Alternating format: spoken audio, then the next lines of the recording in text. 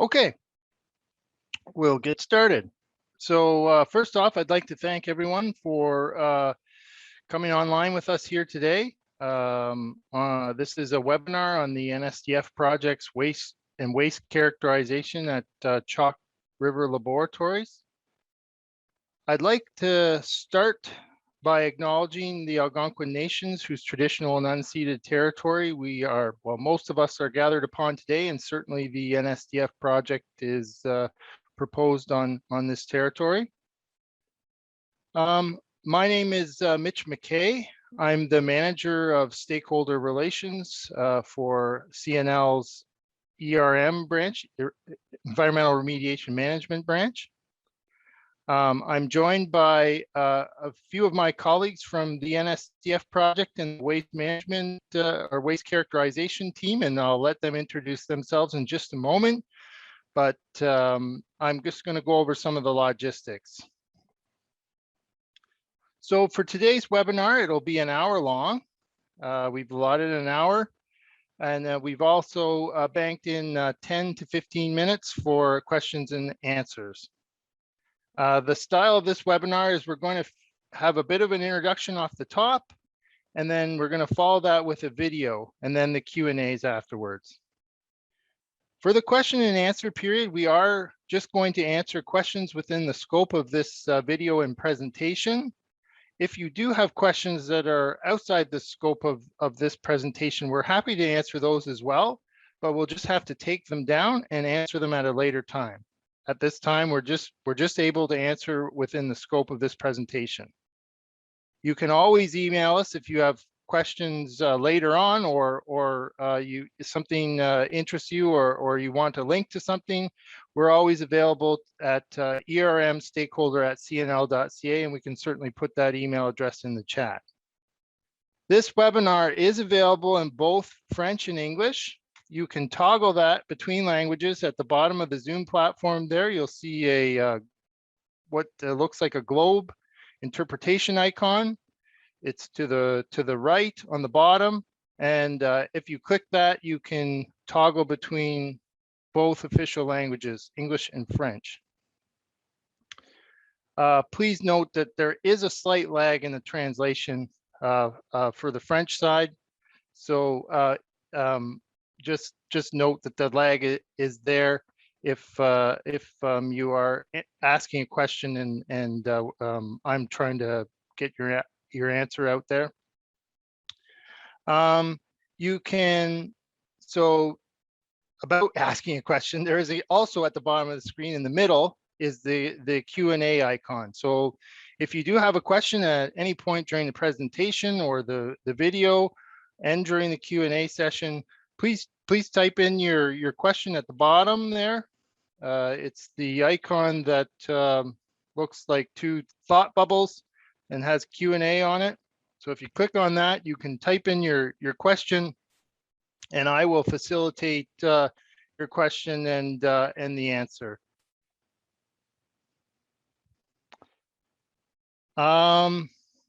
This webinar is being recorded and will be posted on our YouTube channel in the next few days, and it will be available in both official languages. And with that, I will introduce Megan Vickard. Megan, over to you. Thanks, Mitch, and good morning, everyone. If I could get the next slide. I just want to cover, so you would recognize me for some other previous webinars. My name is Megan Vickard. I'm the General Manager for Waste Services here at the Chalk River Laboratories site and part of the NSDF project team. So I want to start off with where we're currently at in the environmental assessment timeline, because since our last webinar, we have received the news from the Canadian Nuclear Safety Commission that they have deemed our EIS and licensing application documents to be acceptable and complete. So there has been a notice of a public hearing that the CNSC has issued that they plan to conduct a public hearing about Canadian Nuclear Laboratories application to amend our Chalk River Laboratories site license in order to authorize the construction of the near surface disposal facility. So that process would be a two-part hearing process. The first part being on February 22nd, 2022, so just in a couple of months. And then the second part of that hearing will be, the second part is later in May. It starts May 31st in 2022, so next spring. There'll be an opportunity for public and Indigenous groups to formally participate and intervene in that process. And there's a date there in between the two parts of the commission hearing where interventions or intent to intervene needs to be submitted to the CNSC by April 11th. Should you have more questions about that process, certainly reach out to the CNSC. And I know they have a number of webinars going on about what that process looks like. So next slide, please. What we're here today to cover is one of our regular webinars. So we've been doing these webinars since 2018, a long list of different topics we've covered that has been motivated by your interest in the project and questions that we might be receiving from members of the public or Indigenous communities. So today we're going to focus in on waste characterization, the processes that we follow here at the Chalk River Laboratories, and more generally, that's what we follow for Canadian Nuclear Laboratories. So we have a little bit of a treat for you where we're going to give you a virtual tour, recognizing that during the pandemic, we still are doing a number of activities remotely, but there is an opportunity that we want to give you a virtual tour. We did this, I believe, last year on one of our environmental protection seminars. So we would like to do it today and show you what waste characterization here at Chalk River looks like. So over to the recording. I hope you enjoy it, and we'll be back here for questions after.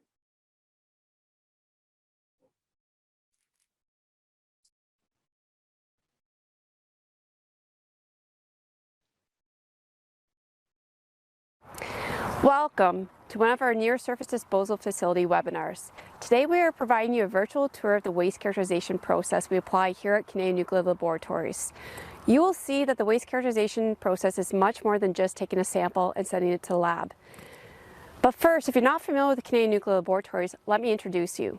Canadian Nuclear Laboratories, or CNL, and Atomic Energy of Canada, or ACL, have been instrumental in the development of Canada's nuclear industry. For over 70 years, nuclear technology has evolved to meet the needs of the world for clean, reliable energy and public health, safety and security. CNL is actively restoring and protecting Canada's environment by reducing and effectively managing ACL's nuclear liabilities at multiple sites across Canada. Today I'm here at Chalk River Laboratories and I'm at Canada's first nuclear waste management facility. It was established in the mid-1940s and operated into the 1950s. As you can imagine, and as with many industries, the waste management practices at that time were not consistent with modern approaches to waste management today.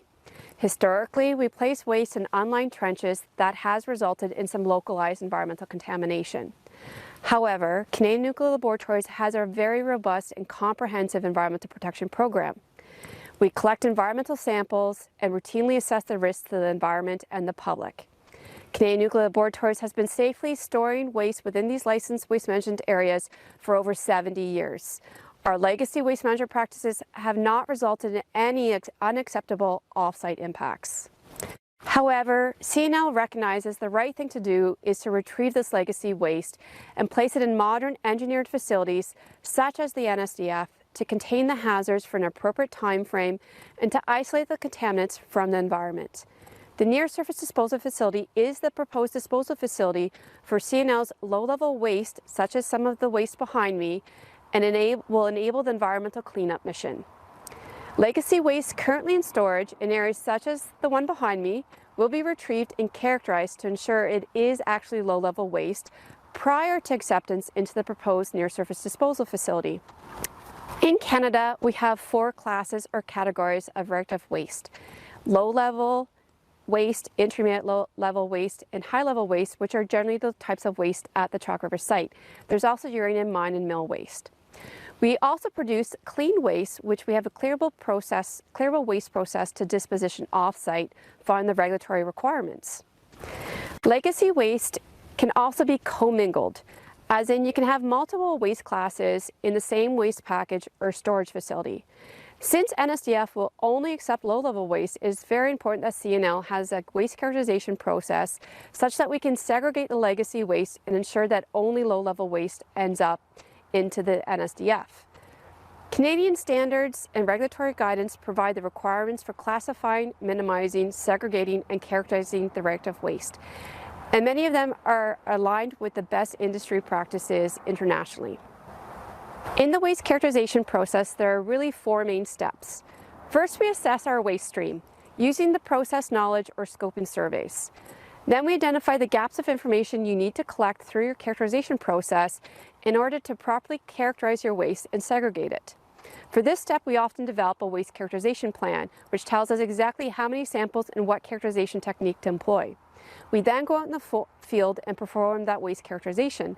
As I mentioned, it may not be just taking samples, but there are many non-intrusive techniques such as gamma spectroscopy or scanning for radioactivity, which do not require collecting a sample. The last step is analyzing the data, and what we're trying to do is make sense of it. We're trying to establish what we call a waste fingerprint. This is simply a mapping of all the contaminants, constituents, or radionuclides that might be in that waste stream. Waste characterization at Canadian Nuclear Laboratories is also applicable to quality assurance and quality control processes. This is to ensure that we produce high quality data that provides us the confidence in understanding our waste.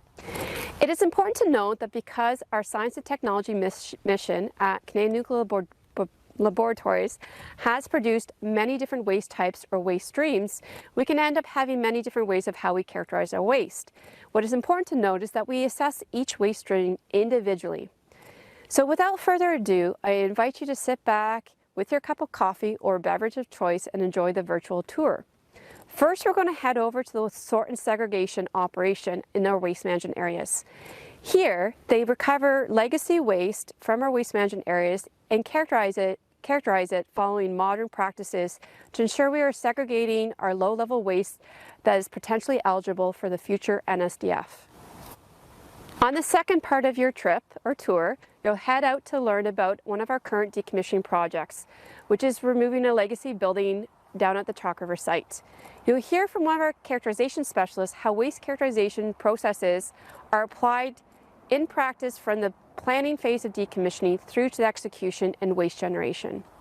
After the virtual tour, we'll see you back here for a question and answer period. Thank you and stay safe. Hi, my name's Tarek Blimke. I'm the low-level section leader for low-level waste and NSDF. We have 3 functions in this area. First is waste storage, the second is the sort and seg facility, and the third is NSDF. For the sort and seg facility, we know that we have a lot of legacy waste. What this facility is doing, it's taking our legacy waste, we're doing initial gamma spec and characterization to that waste, putting it into the sort and seg facility where the workers are sorting through different waste streams, such as intermediate waste, low-level waste, mixed waste, haz waste. We're even finding clearable waste streams.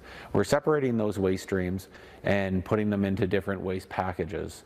Some of these waste streams will be going to NSDF.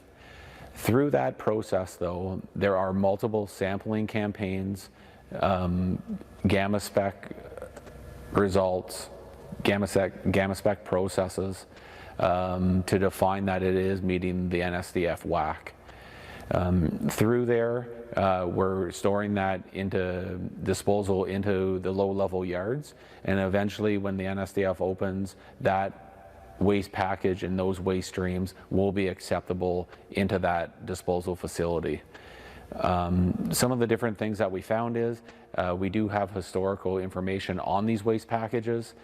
We are just working to a different standard now here at CNL. So with the different sampling, with the different analysis that we're doing on the waste streams themselves, we're working towards that NSDF WAC, and that's the higher standard of how we're verifying this waste is acceptable to that disposal.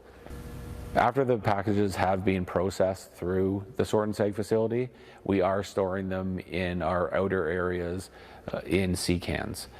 We have over 800 sea cans in our parks right now that we know is destined for NSDF and is acceptable to go to that facility. The low-level team is very proud of what they've succeeded with so far.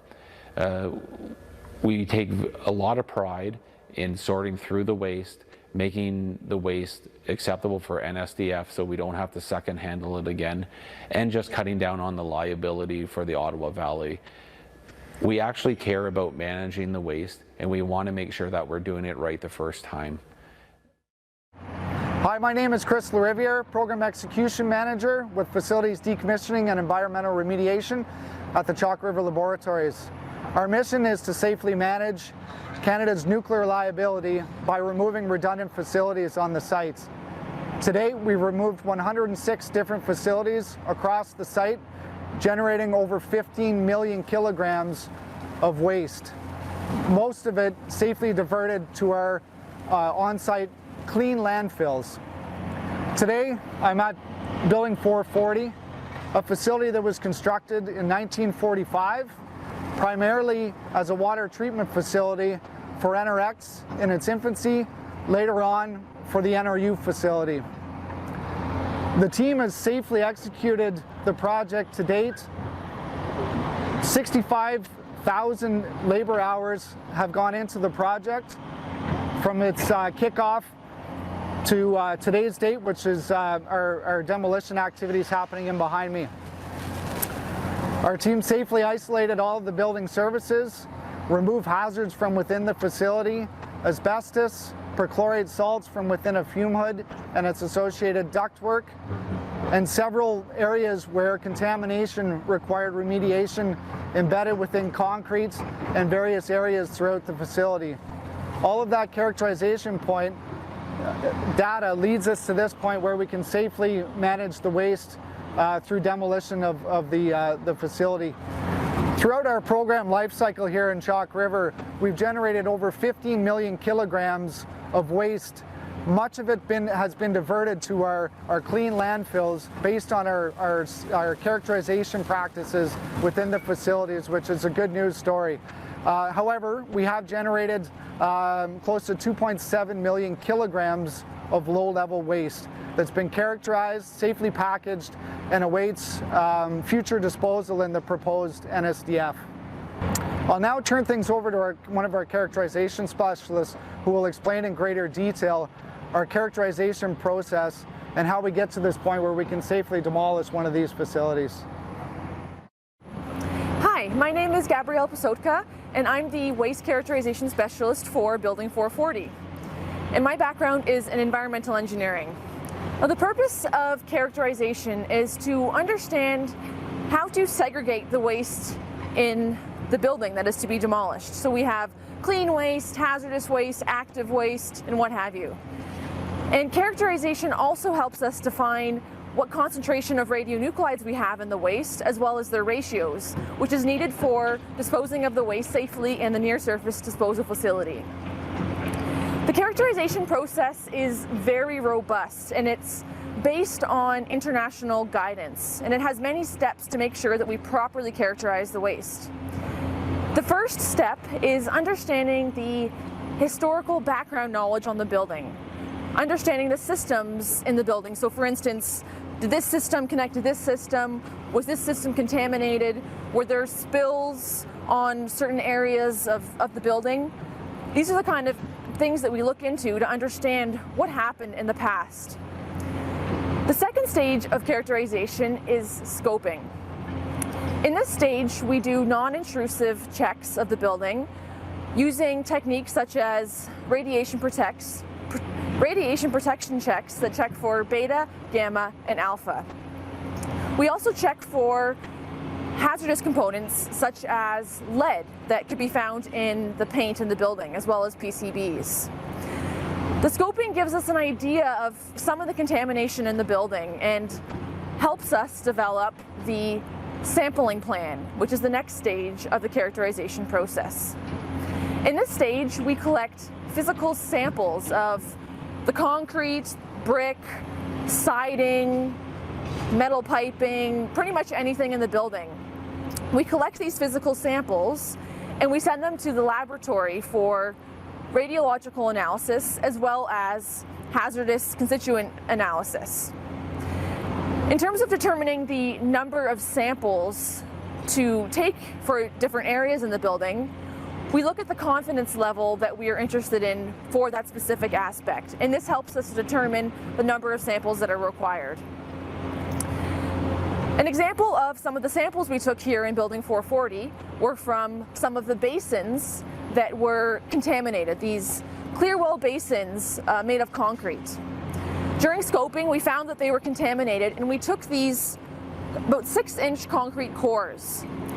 We submitted these to the lab, and the lab cut the cores into little slices, and we were able to determine the depth of the contamination that the radionuclides had penetrated through the concrete. This information then feeds into the next stage, which is the remediation stage of the characterization process. In remediation, we, for instance, for the concrete slab, we shaved off the level of concrete that was considered contaminated. And once we shaved off that contaminated level, the next level we checked for beta, gamma, and alpha to make sure that it was indeed clean. Also in the remediation process, we take out some of the active piping and the active components in the building and safely package those separately. Next, we have the demolition phase, where we safely segregate the building. One part of the building was actually completely deemed active, so that whole section was turned into active waste into waste containers. And through demolition, they segregate the waste as it comes out. The most important stage of characterization, in my opinion, is the verification stage. So once we have all of the waste packaged into containers, we need to verify that the samples we took at the beginning and the scoping we did really matches the waste that was generated. For instance, we have packages of the clean metal that was generated. Once we have these packages of clean metal, we use gamma spectroscopy to verify that indeed these containers are clean. We also use gamma spectroscopy on active containers, and the purpose of this is to verify that the ratios between radionuclides that we determined in the samples that we took line up with the actual waste that is generated. So it's a good verification step that's performed at the end. So overall, the process from the historical knowledge gathering to the scoping, to the sampling, then to the remediation, the demolition, and finally the verification really shows the robustness of characterization and how it's really important that we're segregating this waste properly for eventual disposal at maybe the proposed NSDF, as well as segregating for clean waste, hazardous waste, and what have you.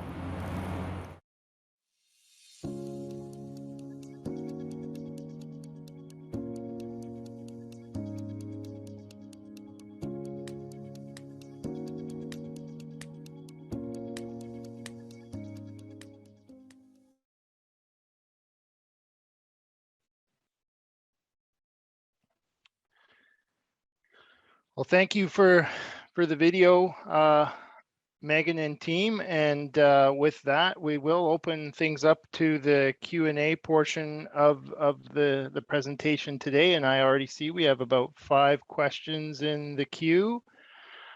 First one off the top, Megan, is related to whether the CNSC have released their EA with respect to the NSDF project. Thanks, Mitch. Before I answer that, I just wanted to make sure I introduce the members of the team that were on the video and that they turn on their cameras so they can join in the discussion. So Chris Larrivee is a project manager within decommissioning. Tarek Blimke is a section lead in our low-level waste operations here at Waste Management. And Gabrielle Soka is our waste characterization specialist that's joining us today. So to answer the question about if the CNSC has released their EA report, they have not released their EA report yet, but they will release their EA report and make it available to members of the public in accordance with the terms of reference for commission hearing preparations. So I would encourage you to visit the CNSC website. I don't know that date off the top of my head as to when they need to post it for public, but there is a date if you visit the CNSC website that certainly CNSC can provide more information about. Thanks, Megan. Next question is from Joanna Eklund.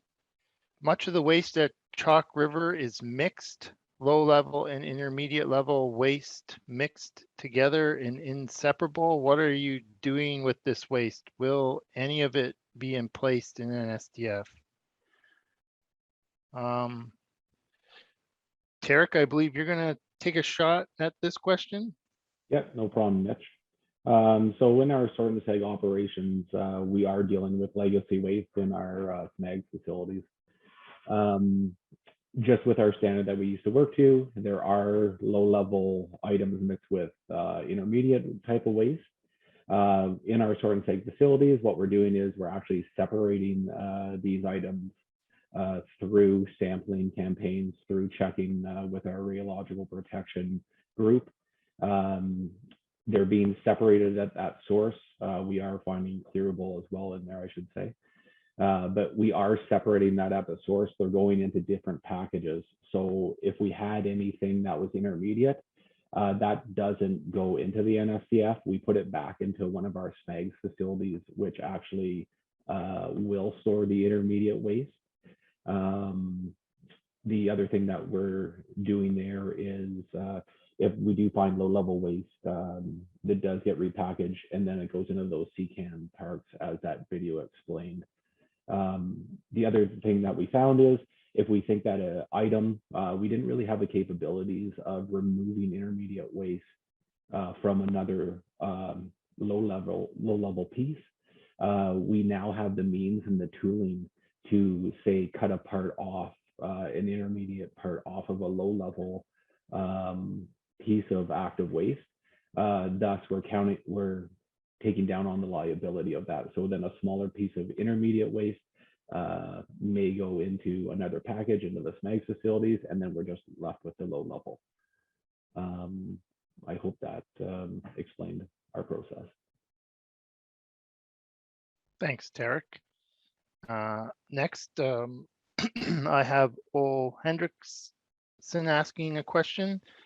Gamma spectrometry cannot pick up many of the hard to measure alpha and beta emitters, most with long half-lives. What procedures do you use for alpha and beta emitters? What waste gets analyzed for alpha and beta?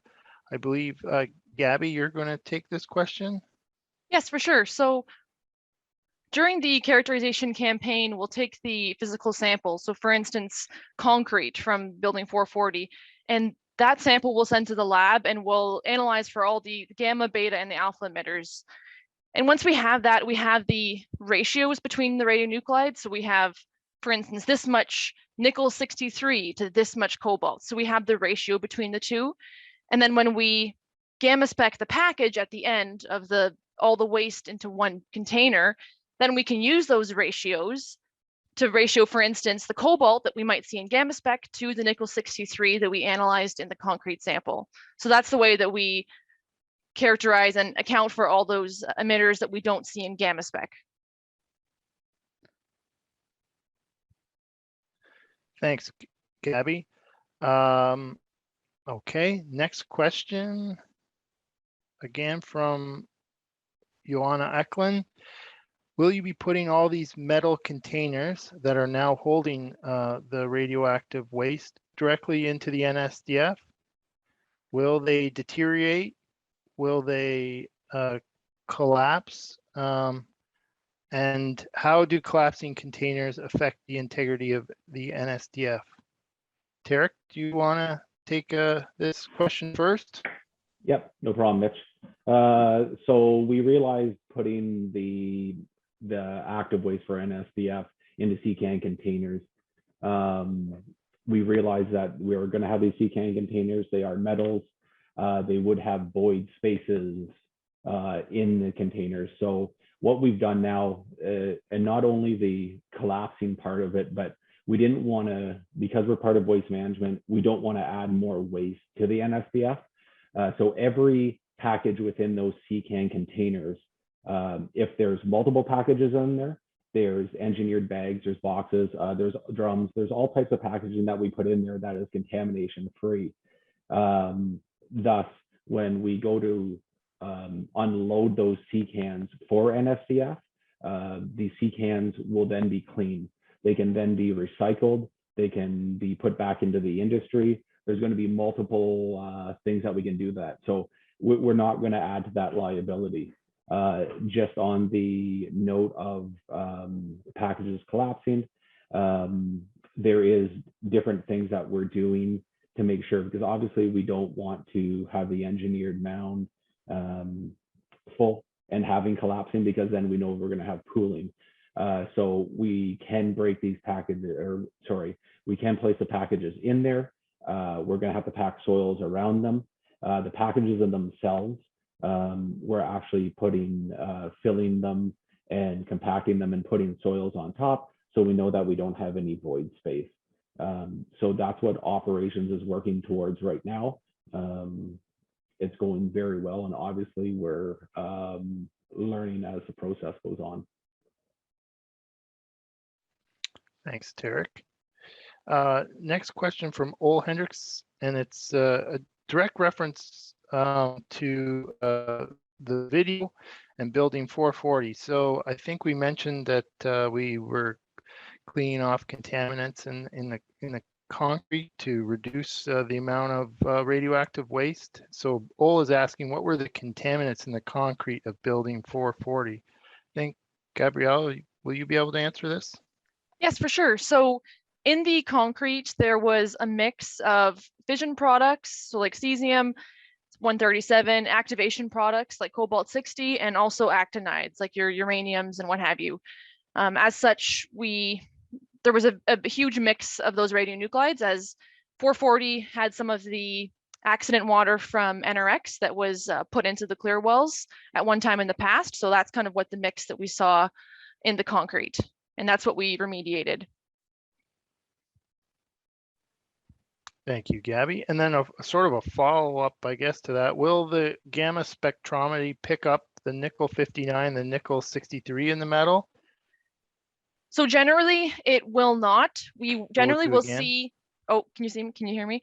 Generally, we will see cobalt 60 in the waste, and we ratio the nickel 59 and the nickel 63 to cobalt 60 because they're all activation products, and as such they have good relationships with one another, and that's what I proved in my characterization report when I analyzed the sample data that came through. So we do not see those generally in gamma spec because they're beta emitters mostly. Thank you, Gabby. Next, from Teresa McClenna. What are the radionuclides that are sampled for? Is there a complete list that can be provided? Is this accompanied by predictions of the future state of the waste in terms of the progression over time? And what documents contain the details of these samples during characterization? I can answer that as well. So in terms of the radionuclides that we sample for, the NSDF WAC, which is the waste acceptance criteria, it has a long list of all the radionuclides that we're interested in. So we look at that list and see what would we have in this building? What process knowledge tells us what spills, what went through the different piping systems. So that tells us what of those significant radionuclides to analyze for. Also, the list of nuclides and their limits for low-level waste, they have a limit on the long-lived radionuclides. So the intermediate level waste will have the higher concentrations and will allow a lot more of the longer-lived radionuclides than the low-level waste that's going to the NSDF. So I generally look at that NSDF list, and that lists all the radionuclides that we're required to analyze for. Don't know if there was a second part of that question. What documents contain the details of these samples? So in terms of the samples that we take, those are documented in the waste characterization plan. So that's where we outlined our plan and we get it reviewed by various stakeholders to make sure everyone agrees that these are the correct samples we're taking and we're analyzing them for the correct radionuclides. Okay, thanks, Gabby. Next, Joanna Eklund again. Again, a reference to the video.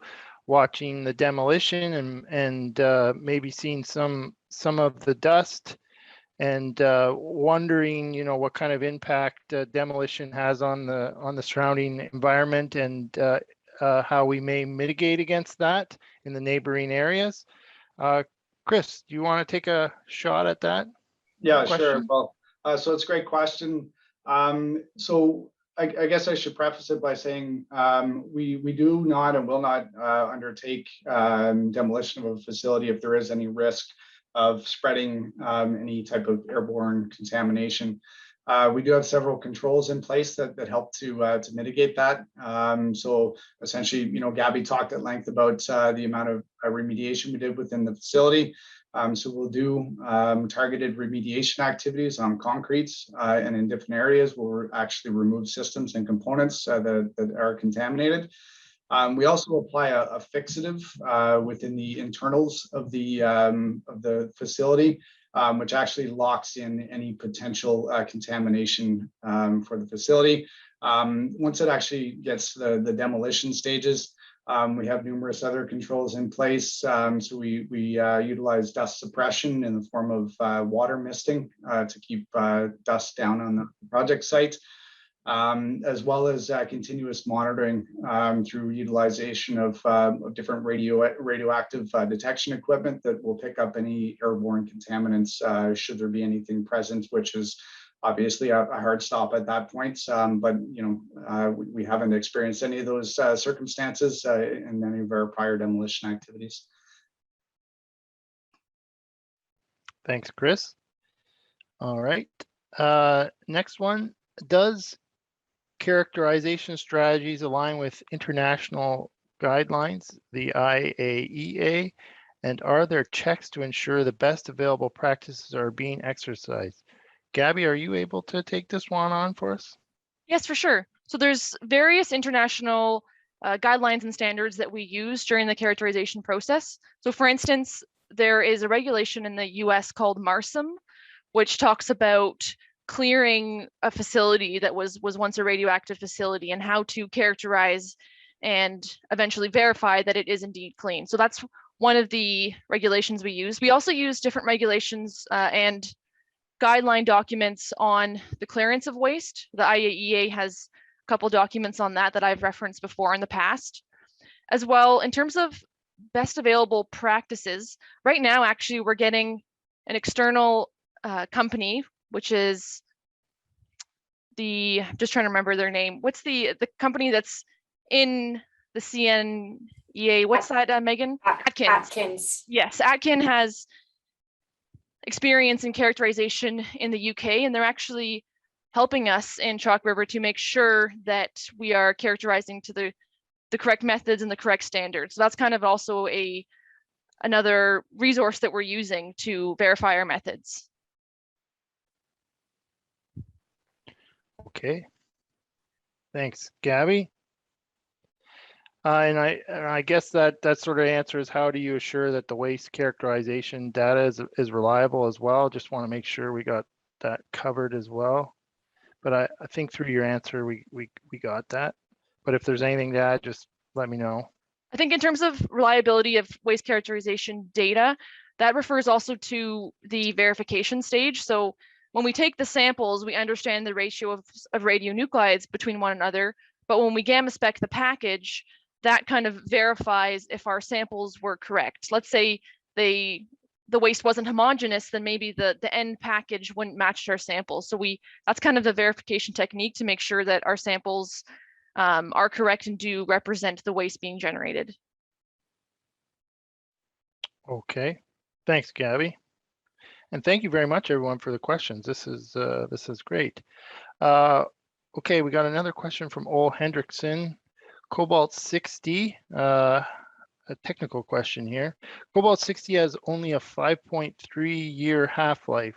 When you use Cobalt-60 ratios, do you account for the fact that in a 53-year-old building that is being decommissioned, current Cobalt-60 content will have decayed to 1/1000th of the original level, hence the ratios must be adjusted accordingly? Yes. I could take that sure, question. Go ahead. So yes, because cobalt has a short half-life, we do have issues sometimes ratioing it between radionuclides. Generally, a lot of our radionuclides, we tend to scale to cesium because it has a long half-life.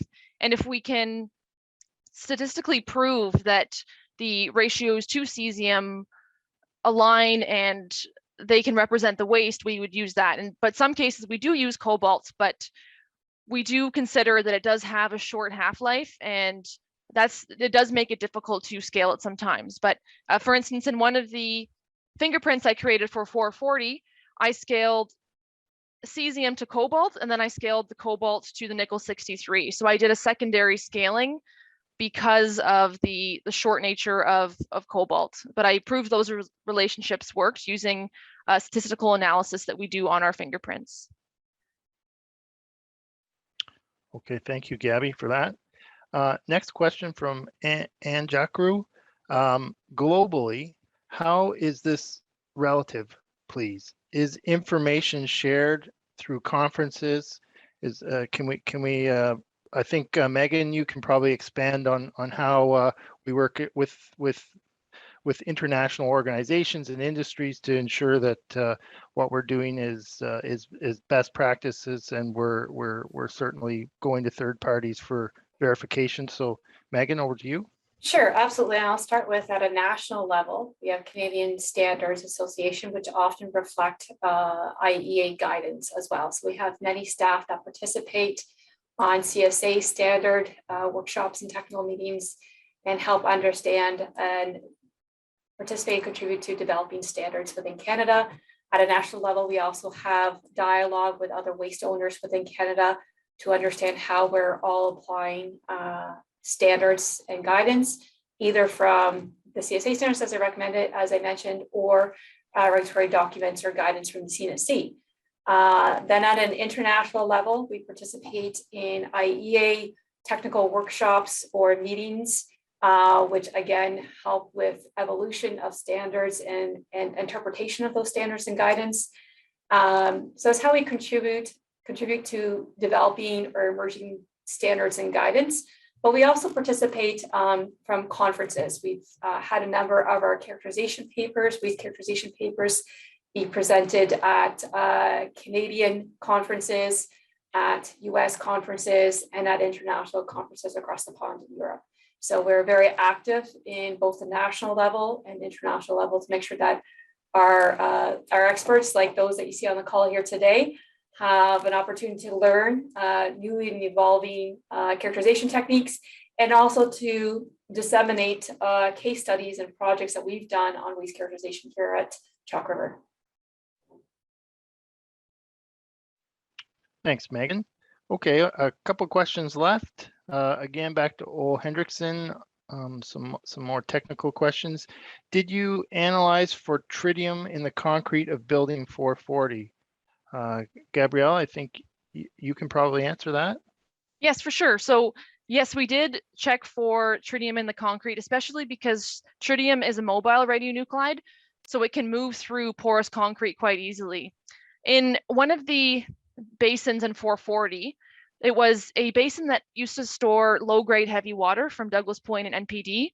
And I took a bunch of these cores from this basin, and the results actually proved that as I went deeper into the basin, the tritium concentration increased. So that was really interesting to find that as I went deeper, the tritium did move through the concrete. So it is a very important contaminant that we do search for in concrete because it's mobile, along with different mobile contaminants like Tech 99, iodine 129, carbon 14 can be mobile. There's a few, strontium 90 as well. There's a few radionuclides that are more mobile than others, and especially we check for these in concrete.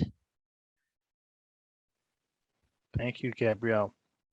Okay, last question from Ole Hendrickson, again on the C cans.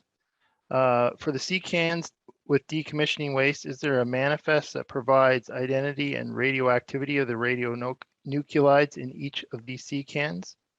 If so, could you share an example? Tarek, can you help us out with that question? Yes, no problem. Yes, every CCAN that comes out from decommissioning, once again, I'd just like to mention the CCANs are fully lined, so then those containers aren't going to be contaminated. Once again, they can be recycled. But when they come out to a waste management area, there is a process for it. Obviously, what Gab and Chris are talking about, there's a characterization that goes into it. Operations is one of the stakeholders in that, just to make sure that we're verifying everything is correct with that waste. So that's the paperwork part of it. We go down there, we check the package, we make sure that the package is correct for safe transport on site and obviously into the storage yards. When it gets received into a storage yard for low-level waste NSDF, checking the package again, and then we verify the paperwork one more time. After that, it's a full package, so there's characterization report on it. There is a waste manifest saying it's a CCAN, numbers, radiological numbers.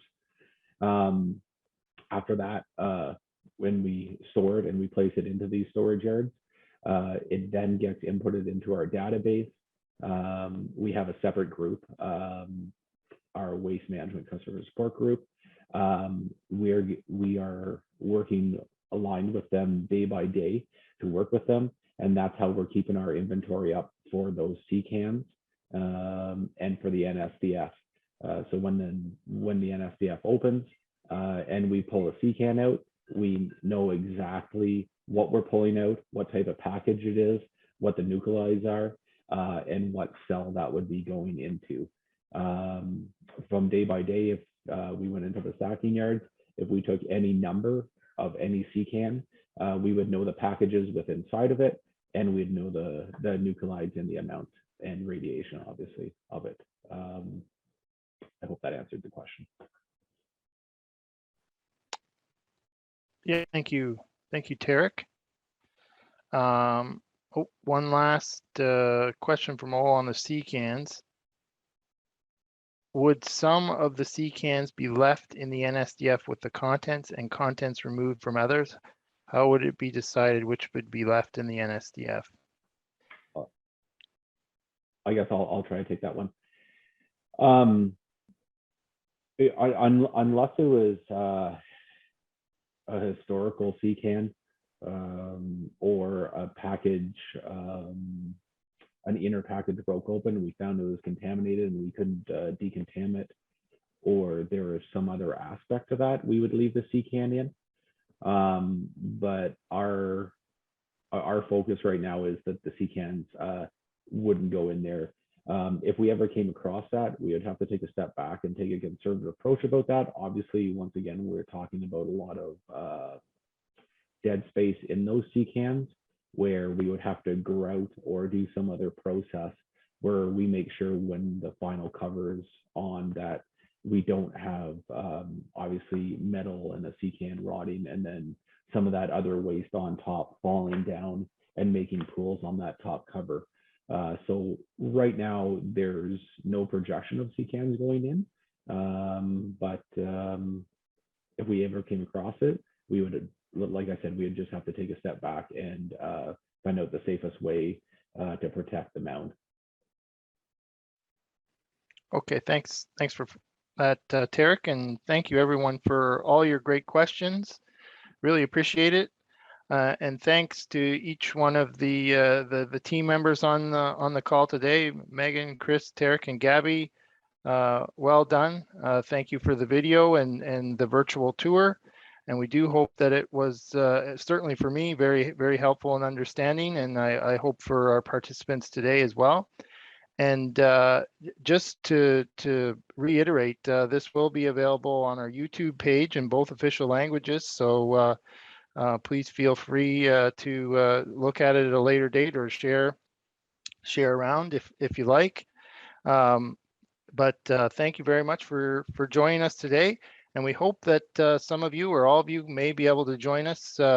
We've got 3 webinars going on today. We started off with NPD, NSDF now, and to finish us off, we're in about 10 minutes going to start our White Shell webinar, which is on their environmental protection program. So we're hoping that some of you can join us there as well today, and we can get some fruitful discussion and going there as well. But thank you very much, everyone. Take care, and we'll see you next time. Thanks. Thank you.